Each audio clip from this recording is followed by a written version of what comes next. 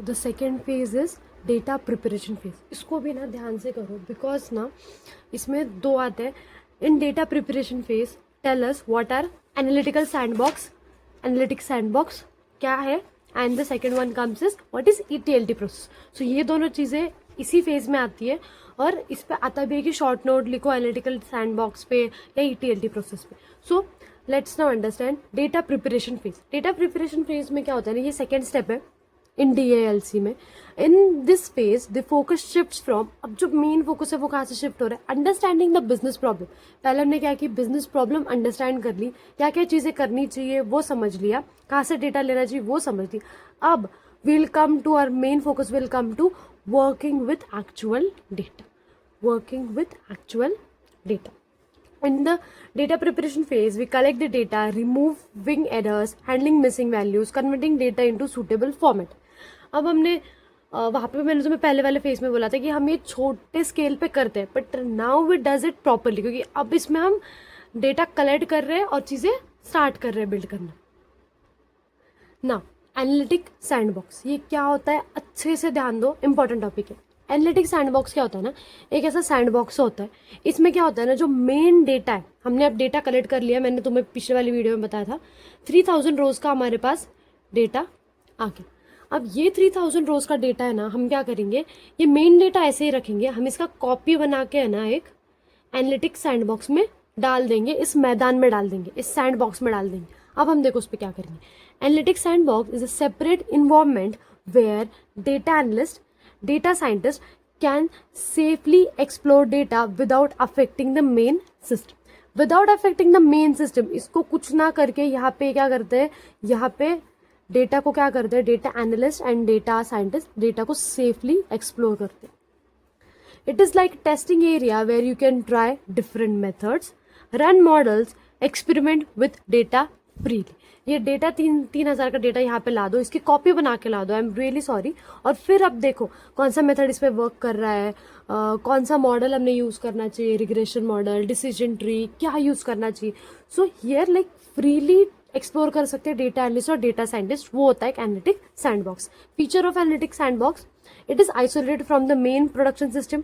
Main production system से isolate होता है क्योंकि हम यहाँ पे कॉपी बना के दे देते हैं. It allows experiment without any risk, क्योंकि अगर यहाँ पे कुछ मॉडल या मेथड गलत हो गया और उस वजह से कुछ रोज, समझो 1000 रोज डिलीट होगी, बट कुछ नहीं होने वाला बिकॉज मेन सिस्टम तो हमारा अलग ही है. मेन सिस्टम को अभी हमने कुछ नहीं किया. It helps in faster analysis and model building. क्या होता है, अगर हम मेन इस पे काम करेंगे ना तो बहुत सारी डिफिकल्टी आ जाएगी. हमारा जो प्रॉपर डेटा हमने जो ये क्लीन वगैरह करके यहाँ पे लेके आए, ये डेटा में मिस हो सकता है, वो डेटा हमें फिर से स्टार्टिंग से प्रोसेस करनी पड़ सकती है. सो ये दिस इज एनालिटिक्स सैंडबॉक्स में हम जो भी परफॉर्म कर रहे हैं, इट इज लाइक बिना रिस्क के परफॉर्म कर रहे हैं और इसमें चीज़ें फास्टर हो रही है. इट्स सपोज, और हम ये सब कैसे करते हैं, different methods and all. We done this by using Python, R, SQL and etc. Like for example, a company keeps its original data safe in the main database but copies it into a sandbox where analysts can test models without disturbing the real data. Yes. Now the second important process in data preparation phase is ETLT process. ETLT process कैसे, इसको ध्यान से देखो. ET is extraction या फिर extract.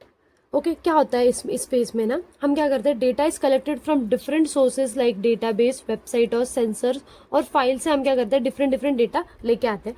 Data क्या होता है, स्ट्रक्चर्ड होता है, सेमी स्ट्रक्चर्ड होता है, अनस्ट्रक्चर्ड होता है. तो हम क्या करते हैं, एक्सट्रैक्ट, नाम में ही है, डेटा क्या करते हैं, एक्सट्रैक्ट करके लेके आते हैं. ओके सो यहाँ पे देखो कोई तुम्हारी फाइल सेव है .csv करके, अब तुम इसको क्या ला रहे हो, पावर BI में ला रहे हो. तो उसमें आता है, यहाँ पे एक ऑप्शन आता है कि सिलेक्ट अ फाइल, फिर वो फाइल सिलेक्ट करोगे तुम लोग तो फिर वो फाइल किसकी आएगी, ये CSV, तुम इस पर क्लिक करोगे इस फाइल पे. ओके सो अब उसमें क्या आता है ना, यहाँ पे वो तुम्हारे टेबल्स दिखने लग जाते हैं. फिर एक्सट्रैक्ट हो गया. अब यहाँ पे एक बटन आता है लोड का, बट लोड करने से पहले है ना ट्रांसफॉर्म करना पड़ता है डेटा. तो उसको हम ट्रांसफॉर्म कैसे करेंगे, अब हम इसमें क्या करेंगे, ट्रांसफॉर्म का मतलब क्या होता है, basic cleaning and pre processing is done. Cleaning किया जाता है, मिसिंग वैल्यूज़ को हैंडल किया जाता है, एरर वगैरह फिक्स किया जाता है, डेटा को और एक्यूरेट बनाया जाता है. कोई कॉलम है अगर हमको वो नहीं लग रहा कॉलम, वो कॉलम हम लोग डिलीट कर देते हैं. डिलीट किया जाता है उस कॉलम को। सो ये सारी चीज़ें हम क्या करते हैं, ट्रांसफॉर्म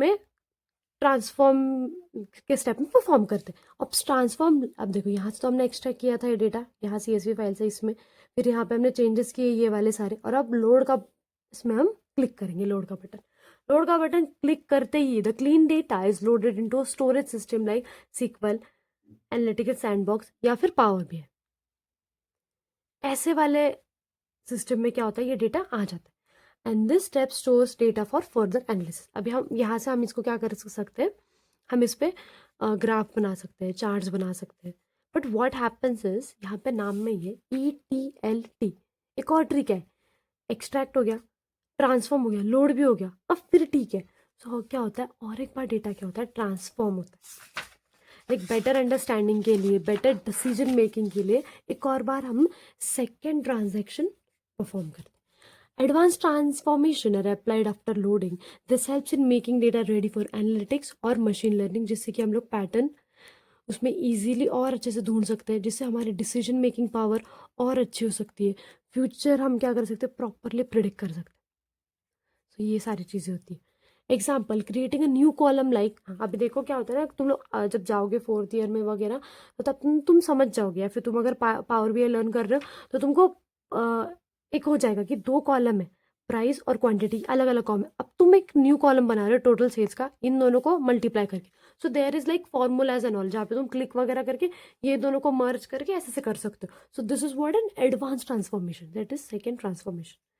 सो यस, सो ETLT प्रोसेस हम परफॉर्म करते हैं। डेटा प्रिपरेशन फेज में हमने क्या परफॉर्म किया था, सबसे पहले एनालिटिक्स सैंडबॉक्स के थ्रू करते हैं हम लोग, और ETLT प्रोसेस के थ्रू। It is useful for big data because raw data is first stored and then processed, which saves time and allows flexible analysis. क्योंकि हम बिग डेटा पे काम कर रहे हैं, जैसे इसका यूनिट का नाम है वैसा, सो इसको 2 बार ट्रांसफॉर्म करना इज मच मोर इम्पॉर्टेंट। सो या this was all about the data preparation phase.